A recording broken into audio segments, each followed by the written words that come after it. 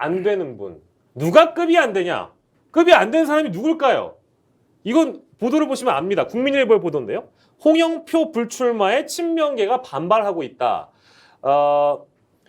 관계자가 어쨌든 익명으로 나왔어요. 급이 안 되는 선수로 망신 죽이냐. 친명 핵심 의원은 29일 국민일보와의 통화에서 친문인 강병원 의원의 출마는 결국 친문의 대리인으로 뛰겠다는 얘기 아니냐면서 전해철, 홍영표 의원도 이 의원과 체급이 안 맞는데 체급이 더 낮은 후보를 출마시키는 것은 결국 이재명을 망신 주기 위한 거다. 그래서 급 안 되는 선수로 분류된 분들 만나볼까요? 이분들의 주장에 따르자면 그런 겁니다. 제 얘기는 아닙니다. 저는 이분들을 저 개인적으로도 좋아하고요. 자, 보여주세요. 한국일보, 민주 97세대 4명, 강훈식, 강병원, 박용진, 박주민, 이인영 주도로 4명이 첫 한자리에 모여서 당대표 출마에 도원 결의했다. 그러니까 앞선 보도를 전제로 하자면 이재명 의원의 핵심 측근, 친명 핵심 의원들의 코트를 따자면 이분들이 급 안 되는 선수란 얘기예요. 이분들 속상하시겠네요. 김준혁 교수님. 저는 뭐 그런 표현은 뭐 전혀 타당하지 않다고 생각을 네네. 합니다. 세상에 뭐 급이 어디 있겠습니까? 저는 누구든지 다 당대표로 나갈 수 있다. 하다못해 최근에 민주당의 어떤 분위기 중에 하나가 당원 중심의 정당을 만들어야 된다. 뭐 이런 이야기 있지 않습니까? 그렇기 때문에 일반 평당원들도 당대표 나갈 수 있는 것이고 전에 비대위원장 했던 박지원 지금 평당원이지 않습니까? 네네. 당대표 나가겠다고 하지 않았습니까? 저는 이런 부분들은 굉장히 좋다고 생각을 하고요. 뭐 급이 된다 안 된다 이런 식으로 약간의 좀 인신공격성 같은 것들은 좀 안 하는 것들이 좋겠다. 다만 저는 지금 이재명 네네. 의원이 이번에 뭐 무조건 불출마해라 네. 이렇게 이야기하는 것도 또 역시 맞지 않는다고 생각을 하고요. 저는 뭐 각자 다 능력이 된다면은 열심히 노력하고 네. 또 그 과정에서 당원들의 인정, 지지를 받아가지고 그래서 당대표 되는 거 저는 아주 오히려 이것이 어떤 민주정당의 어떤 발전에 굉장히 도움이 될 거라고 생각을 합니다. 평가받고 증명받으면 되는 거니까요. 네, 뭐 이재명이든 97세대든 누구든 받으면 되는데 아무튼 친명 핵심 내지는 뭐 익명을 뭐 나오는 이런 관계자들은 급이 안 된다고 아무튼 겸하를 하시는 것 같아서 기분들이 안 좋으실 것 같아요. 세계일보 보도도 마찬가지의 보도인데요. 강병원, 박용진 등 세계일보 보도입니다. 강병원, 박용진 등 양강 양박 출마 러시 재점화되고 있어요. 뭐 이제 이분들의 어떤 면면, 뭐 출생, 주요 경력 이런 것들 나오고 있는데요. 세계일보를 좀 보도를 찾아보시면 좋을 것 같고 중앙일보 보도는 어차피 대표는 이재명, 어대명 기류의 비명계에서는 당대표의 권한 쪼개기로 작전을 변경했다.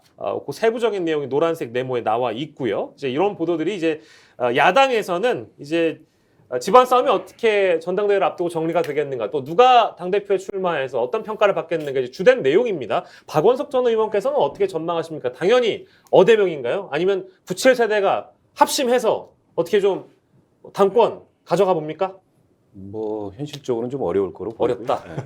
급이 안 된다는 말씀은 아니시고 그죠? 그런 건 아니지만 97세대들도 서로 좀 기류들이 다르잖아요. 네네. 예를 들어서 강병원 의원 같은 경우에는 친문 그룹에서 어쨌든 대안으로 민다. 네. 이런 게 지금 공공연히 알려진 사실이고 네.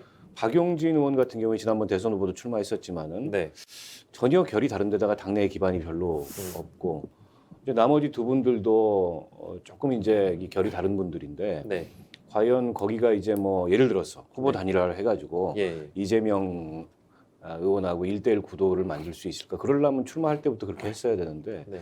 이제 그런 것도 아닌 것 같고 또 세대 교체라는 명분도 저는 많이 훼손된 것 같아요. 그러니까 세대 교체는 저런 어떤 공학적인 판단과 혹은 공학적인 움직임에 의해서 나오는 것이 아니고 네. 정말 이 당에 변화와 쇄신이 필요하고 새로운 세대가 그걸 감당해야 되겠다라는 어떤 결기를 가지고 윗세대를 치면서 도전적으로 나와야 세도 교체인데 이건 모여가지고 무슨 도원 결의하고 그 자리를 이인영 의원이 주재하고 네네. 저게 무슨 세대 교체입니까? 일종의 담합 네네. 비슷한 거죠. 저는 오히려 이 이른바 이제 비이재명계, 그러니까 이재명 의원의 출마가 민주당의 장래를 위해서 당대표를 맡는 게 좋으냐 나쁘냐 그건 모르겠습니다. 제가 당원이 아니기 때문에 거기에 대해서 판단을 하지 않겠어요. 네. 그러나 그거에 대항해서 뭔가 새로운 움직임을 만들어 보겠다는 분들이 지난 한 달여 정도 보인 모습도 저는 네. 실망스럽기는 마찬가지다. 네. 차라리 정말 그 이재명 의원과 제대로 한번 대응해 볼 수 있는 그런 네네. 경쟁력 있는 주자를 만들어내든가. 네네. 그것도 아니고 어정쩡하게 무슨 97세대 4명 내보내가지고 이렇게 젊은 세대들이 후보가 나오는데 이재명 너는 왜 나오냐 뭐 이런 분위기를 만들어 보겠다는 건데 네. 제가 보기에 이재명 의원 스타일상 뭐 그런 거에 불하지 않을 것 같고 예.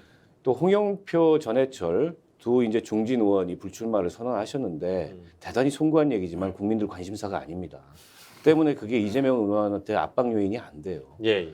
그래서 저는 당내에 뭐 당권 투쟁을 하건 예. 당 혁신을 추진하건 저런 지지부진하고 어떻게 보면 저렇게 좀 뭐랄까요 대의가 없는 예. 그런 방식으로 해가지고는 이재명 의원이 갖고 있는 현실적 기반을 흔들 수 있을까?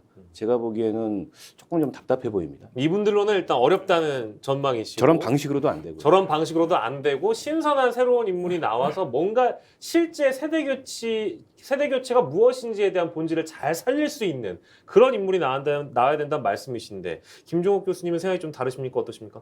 뭐 앞에 다 비슷하게 말씀하셔가지고 좀 다른 말씀해 주세요 그러면.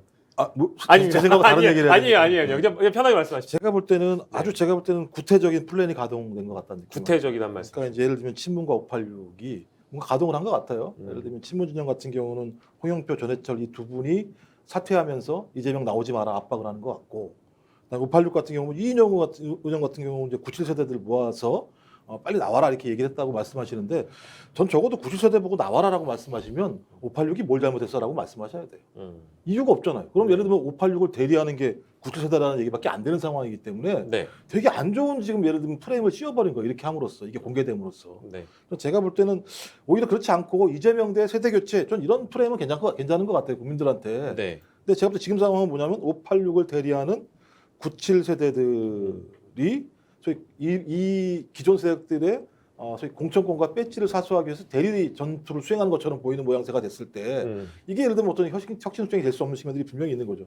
핵심이 뭐냐면 무엇이 문제였는지 평가가 지금 안 되고 있어요. 지난 비대위도 안 했습니다만 지금 비대위도 이건 안 하고 있어요. 뭐가 문제야? 국민들한테 설명을 해야 될 거 아니에요. 근데 내용은 뭐냐면 이 잘못은 이재명이야 라고 한쪽은 계속 얘기하고 있는 것이고 그 반대편에 대해서는 이재명이 뭘 잘못했어 라고 얘기하는 상황이 벌어지고 있는 거죠. 예를 들면 그럼 지난 선거에 대해서 모든 잘못은 이재명 후보에게 있는 겁니까? 그렇게 얘기할 수 없는 부분이 분명히 있기 때문에 국민들이 묻는 건 뭘 잘못했는지 니들이 알아라고 묻는 거거든요. 이 부분에 대한 화답이 아무것도 없어요. 또 하나는 어디로 갈 거냐? 이것도 제가 볼 때는 없어요. 어디로 가겠다는 얘기도 없는 것이고 그냥 나오지 마라 이런 싸움만 분명히 있기 때문에 제가 볼 때는 지금 잘못된 상황으로 가고 있다. 그래서 규결은 뭐냐면 제가 볼 때 저기밖에 없을 것 같아요. 네. 소위 제가 볼 때는 어쩔 수 없이 이재명. 그러니까 대한부재론이 발생할 수밖에 없는 상황. 그러니까 새롭게 부상해야 되는 신진 세력들은 국민들이 동의할 만한 가치나 비전을 제시하지 못하고 있는 상황이고, 그 다음에 또 기존 세력들 같은 경우는 기존의 이재명 의원이 무엇을 잘못했는지에 대해서 정확히 예를 들면 국민적인 동의를 얻을 만큼의 평가를 못하고 있는 상황인 거고. 이런 상황이라고 얘기했을 때는 방법이 예. 없는 거 아니겠어요? 네. 제가 볼 때 그래서 어설픈 플랜을 가동해서 지금 실패를 보고 있다라고 생각을 하는 것이고요. 예. 또 제가 볼 때 그 이재명 의원의 주변에 계신 분들도 마찬가지인데 너무 발언이 국민들의 의사와 유사하지 않은 발언들을 많이 해요. 아까도 마찬가지입니다. 뭐 깜냥도 안 되는데 이런 얘기. 급이 안 된다. 본인들은 뭐 깜냥이 됐습니까? 깜냥이 됐으면 다 예를 들면 지방선거 대선에도 이겼겠죠. 그러니까 제가 볼 때 스스로를 너무 과대평가해요. 국민들의 민심을 잘 받아놔야 돼. 핵심 그거 아니겠어요? 민심과 어긋난 당심 아니었겠어요? 당심 누가 만들었습니까? 그분들이 만든 거 아니겠어요? 그럼 제가 볼 때는 자중자애하면서 민심들을 반영하는 발언들을 하셔야죠. 전당대회 준비위원 위원회 쪽에서는 지금 이 그 당대표 권한 쪼개는 거 어차피 이재명 당대표라면 당대표의 권한을 쪼개겠다. 뭐 공천권이나 뭐 당직자 임명권이나 이런 부분들을 쪼갤 움직임을 보이는 거는 어떻게 평가하십니까, 김준혁 교수님? 좀 쪼잔합니까? 치사합니까? 말이 안 되는 얘기죠. 네. 예, 당원 당규가 존재하는 것이고 네네. 기존에 했던 그런 민주당의 행보가 있었는데 갑자기 그 이재명 당대표 야 이거 확신하니까 이 사람의 권한을 축소하자. 네네. 그럼 소위 말해서 이제 뭐 집단 지도 체제하고 크게 다르지 않을 거라고 생각을 하는데 저는 좀 그런 생각을 솔직히 해봤어요. 야, 왜 국민들이 나름 또 혹은 민주당 당원들이 이재명에 대한 지지를 하느냐. 국회의원 되고 나서 제일 먼저 한 법안이 민영화 방지법 아니겠습니까?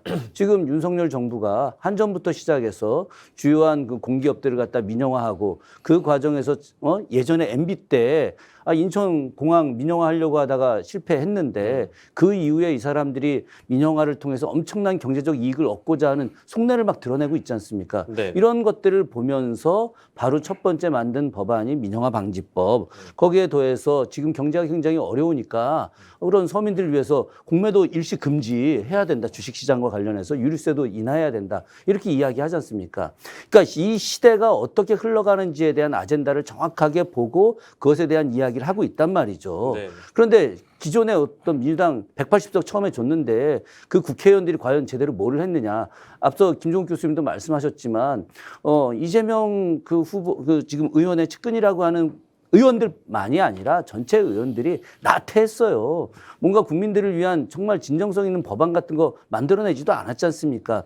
그러면서 이제 와갖고 무조건 세대교체다 뭐다 하면서 이재명을 갖다 견제하기 위해서 친문그룹 모여가지고 누구를 대리인으로 내세운다 어쩐다 이런 것들이 아니라 지금까지 어떤 과정 속에서 자기들이 얼마나 역할을 해왔는지에 대한 것들을 냉정하게 평가하고 그 평가하는 과정에서 본인들이 충분히 민주당 당대표가 될 수 있다. 이제는 더 잘할 수 있다. 네. 쇄신할 수 있다. 이럴 때 나와야 되는 것이 맞는 거다. 저는 그렇게 생각을 합니다. 재론의 여지가 없는 말씀 해주셔서 저희가 더 이 주제를 끌고 가려고 했는데 그럴 필요가 없어졌습니다. 자, 다음 주제로 가겠습니다.